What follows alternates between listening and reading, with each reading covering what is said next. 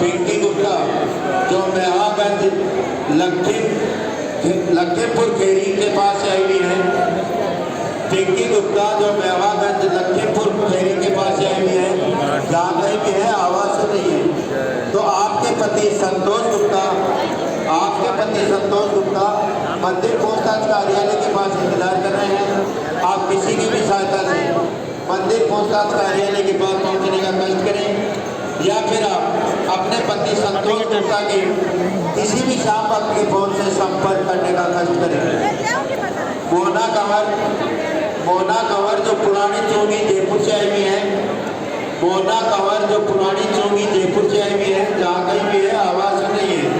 तो आपके पति केसर से मंदिर पूछताछ कार्यालय के पास इंतजार कर रहे हैं। आप किसी भी शाम वक्त या ग्रामवासी की सहायता से मंदिर पूछताछ कार्यालय के पास पहुँचे।